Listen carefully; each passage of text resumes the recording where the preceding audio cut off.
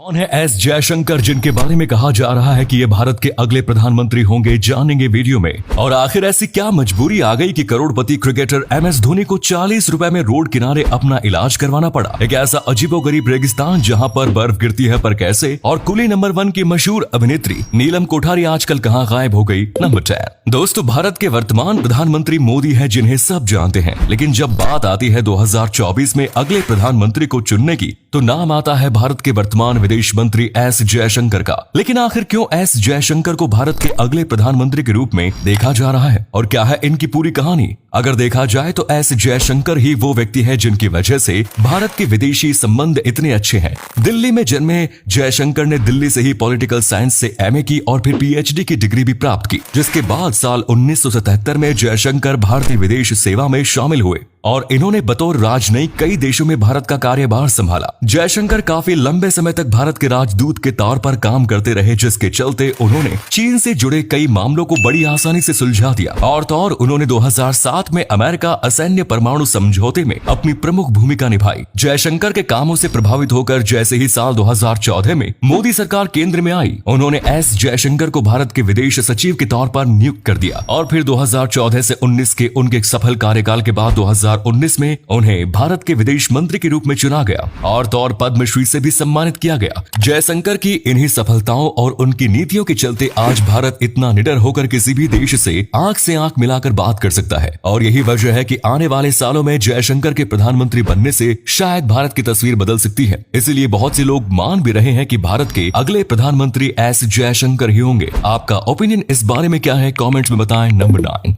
दुनिया के सबसे बेहतरीन कप्तानों में से एक महेंद्र सिंह धोनी के पास कितना पैसा है, ये हम सभी जानते हैं। लेकिन क्या आपको पता है कि ढेर सारा पैसा होने के बावजूद भी आजकल धोनी 40 रुपए में एक वैद्य के पास सड़क किनारे इलाज करवा रहे हैं। कुछ दिनों पहले ये खबर आई थी कि धोनी रांची में अपने घुटनों के दर्द के इलाज के लिए एक वैद्य के पास पहुंचे, जिससे अभी तक वो अपने घुटनों का इलाज करवा रहे हैं।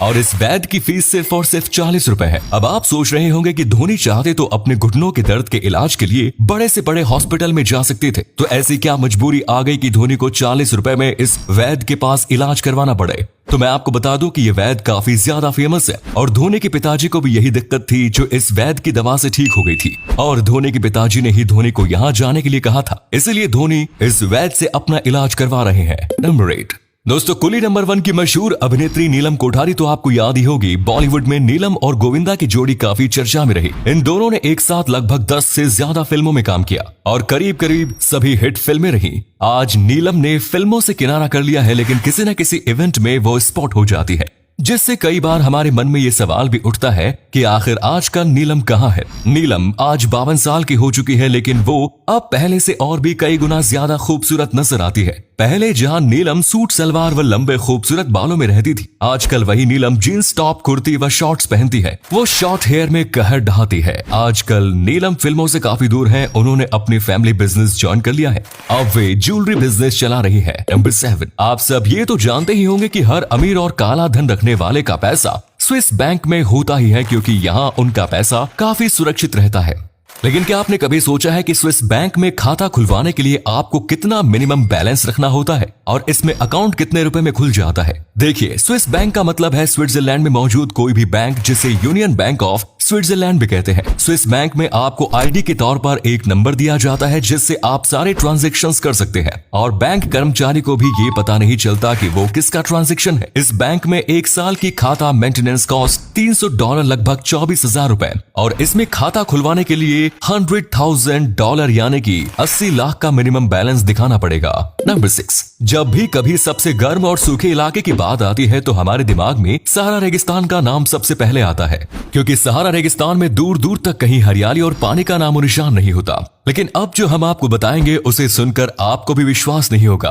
दरअसल सहारा रेगिस्तान जो सूखा और रेतीला इलाका है, इस गर्मीले इलाके में बर्फ भी गिरती है। जी हाँ दोस्तों, आपने सही सुना, सहारा रेगिस्तान में बर्फबारी भी होती है। और पहले जब भी कोई इस बात को सुनता था, तो वो इसको एक भगवान का चमत्कार मानता था, क्योंकि सहारा रेगिस्तान में दूर दूर तक पानी का नामो निशान नहीं है। तो फिर यहाँ पर बर्फ कैसे गिरती है? हालांकि वैज्ञानिकों ने इस रहस्य को डिकोड कर लिया है। वैज्ञानिकों का कहना है कि ये बर्फबारी इसलिए होती है क्योंकि कभी कभी हवाओं की नमी सहारा के विशाल पहाड़ों से टकराकर इतनी ठंडी हो जाती है कि यहाँ पर बर्फ गिरने लगती है। नंबर 5 वैसे तो रणवीर सिंह की बहुत सारी फिल्में आई हैं जिनमें वो तरह तरह के कैरेक्टर को प्ले करते हैं, लेकिन एक फिल्म ऐसी थी जिसमें रणवीर सिंह ने एक ऐसा कैरेक्टर प्ले किया जिससे उनको हर समय उसी कैरेक्टर का ध्यान लगा रहता था और वो अपनी पर्सनल लाइफ को भूलकर उसी के बारे में सोचते रहते थे। और इससे उनको बहुत ही ज्यादा दिक्कत आ रही थी क्योंकि वो हर समय बस उसी की खुफिया बातों के बारे में सोचते थे और इसीलिए उनको डॉक्टर को भी दिखाना पड़ गया। दरअसल इस फिल्म का नाम था पद्मावत। इन्होंने इस फिल्म में अलाउद्दीन खिलजी का रोल प्ले किया और इसीलिए उन्होंने अलाउद्दीन खिलजी को समझने के लिए अपने आप को 1 महीने के लिए एक कमरे में बंद कर दिया और इस दौरान उन्होंने बहुत सारी किताबें पढ़ी ताकि वो अलाउद्दीन खिलजी का अच्छी तरीके से रोल प्ले कर सके। और इतनी मेहनत के बाद रणवीर सिंह ने इस फिल्म में अलाउद्दीन खिलजी का रोल काफी अच्छे से प्ले किया, लेकिन अलाउद्दीन खिलजी की जितनी भी खुफिया बातें थी वो इनके दिमाग में भर चुकी थी। नंबर 4, क्या आपने कभी सोचा है कि अगर गलती से आपने डेटॉल पी लिया तो क्या होगा? डेटॉल एक क्लीनिंग एजेंट है। इसे पीने से कई तरह की दिक्कतें हो सकती है। डेटॉल में क्लोरोहेक्सिनोल नामक केमिकल मौजूद होता है जिसका यूज बैक्टीरिया और सर्जरी के औजारों को साफ करने में होता है। अगर गलती से भी किसी ने डेटॉल को पी लिया तो इसका असर उसके सेंट्रल नर्वस सिस्टम पर पड़ेगा जिससे व्यक्ति अकेला और डिमोटिवेटेड होगा। यही नहीं, अगर आपने इससे बहुत ज्यादा पी लिया तो ये आपके लंग्स पर असर करेगा जिससे आपकी जान भी जा सकती है। इसीलिए कभी भी ऐसा स्टंट करने की कोशिश मत कीजिए। नंबर 3, दोस्तों आपने मुर्गी के अंडे देखे होंगे, साथ ही आपने सांप के, कौवे के और भी दूसरे जीवों के अंडे देखे होंगे, लेकिन क्या आपने कभी ऐसे अंडे देखे हैं जो कि मौसम से बनते हैं? जी हाँ दोस्तों, हम बात कर रहे हैं फिनलैंड के समुद्र तट पर बनने वाले बर्फ के गोलों की, जिनका आकार बिल्कुल किसी जीव के अंडे की तरह होता है। बर्फ के इन अंडों का निर्माण एक बेहद ही रियल नेचुरल फिनोमिनल के दौरान होता है, जिसमें बर्फ के छोटे छोटे टुकड़े तेज हवा और पानी की तेज लहर की वजह से रोल होते हुए आगे बढ़ते रहते हैं। लगातार आगे बढ़ते रहने के कारण ही बर्फ के टुकड़े अंडे की तरह गोल हो जाते हैं और फिर इस तरह खूबसूरत प्राकृतिक नजारों का निर्माण होता है। नंबर 2, सभी लोगों के हाथ की उंगलियां छोटी बड़ी होती है, पर क्या होगा अगर ये सारी उंगलियां एक बराबर हो जाएं? क्या हम लोग इनको यूज कर पाएंगे? चलिए जानते हैं। दरअसल अगर हमारे हाथ की उंगलियां एक बराबर हो गई तो इससे बहुत बड़ी प्रॉब्लम हो जाएगी, क्योंकि आप किसी भी चीज को सही से नहीं पकड़ पाएंगे। यहाँ तक कि आप किसी भी चीज को अपने हाथ से इस्तेमाल भी नहीं कर पाएंगे और अपनी पॉकेट से मोबाइल फोन भी नहीं निकाल पाएंगे। और अगर हाथ की सारी उंगलियां एक बराबर हो गई तो दुनिया में जितने भी गैजेट्स बनाए गए हैं उनको फिर से मॉडिफाई करना पड़ेगा, क्योंकि ये सारे गैजेट्स सभी लोगों की हाथ की उंगलियां को देखकर ही बनाए गए हैं। और अगले फैक्ट पर जाने से पहले फोटो को ध्यान से देखिए और बताइए किसका फोटो दिखाई दे रहा है। इससे पता लगेगा आपका दिमाग और आंखें कितनी तेज हैं। मिलते हैं आपको 5 सेकंड्स।